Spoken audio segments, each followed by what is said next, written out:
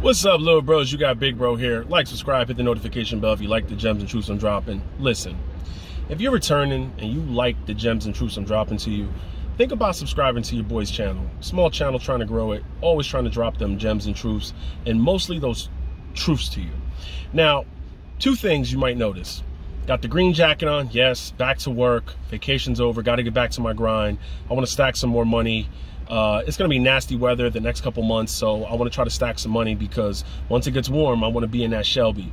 Now, second thing, how about them Eagles? Sorry, Giants, had to do it to you. I give you a lot of credit. You went to Minnesota, you pulled an upset over Minnesota, and you shouldn't even have been in the playoffs, so that's a victory for you. But to come to the link, that's a whole different story. I really wanted Dallas to hit the silencio button on Giant fans and Dallas fans, but I'll take the 49ers. Now, here we go. I want to talk about greed can happen on both sides, ladies and gentlemen. Yes, it can happen on the side of the people who are giving you the information because they're trying to collect as much money for them and their families as much as possible, and the people who are taking their advice because they think that they can get the items that they're looking at visually, that if they follow that advice, that one day they could look like that or have the things that the people are talking to you about that they have. Now, I don't know if a lot of you have heard this headline and this story. There was a pastor, Lamar Whitehead, who was a very flashy, flamboyant preacher. You know, he was always preaching to his congregation, pulling up in expensive cars, had flashy jewelry, had name brand expensive clothes, beautiful women on his arm. Now, if people would have just asked questions, they would not have been led down the wrong path or been scammed. I'm going to come out and tell you, and been scammed. This preacher or this pastor was robbed live on IG at gunpoint for his jewels. Now, right then and there, I'm thinking, now, any person who looked at that, you're like, wait a minute, this is all wrong. This is all wrong, because anybody that knows religion, God actually preached against you know, false prophets and all the shiny stuff, I mean, he pretty much told you be careful of stuff like this. Be careful of people with the shiny stuff, and then at the same time using his name. So when you look at a person like this and he got robbed, I said, yo, there's way more to this story. But just imagine if people in his congregation would have asked questions. Minister or preacher or bishop, where did you get the wealth to be able to be up here and talk to us and all these flashy diamonds and jewelry and pull up in these nice cars with these women and these, you know, all the expensive items? Where did you get, like, where did it come from? That's the power of asking questions. People blow through stop signs and red flags all the time when they're right in front of you. Now, here's the thing. I always say this. God's job is not to make you successful. His job is to wake you up. That's it. It's up to you to be a great person, to be a giving person, a caring person, to be successful, to put the hard work in. It's up to you to do that. That's not his job. You don't pray to him when you're down on your luck. See, a lot of people forget this. They don't praise him on their way up or at the top. They always praise him on their way down or when they get to the bottom. Here's the thing. He's been with you the whole time. You always got to give thanks to that. And you always got to give thanks to him. Now, what I do is I write down everything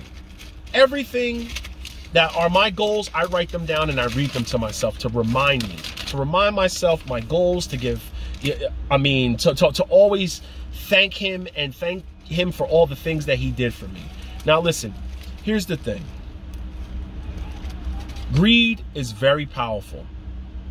People will follow people with the illusion of one day you will look like this. You will have the things that I have if you just take my word for it. You got to put that work in. You got to look at the advice that people are giving you, and you got to really look at that and say, okay, once I shut this camera off, it's up to me to do it. A person can tell you anything, but it's up to you to do it.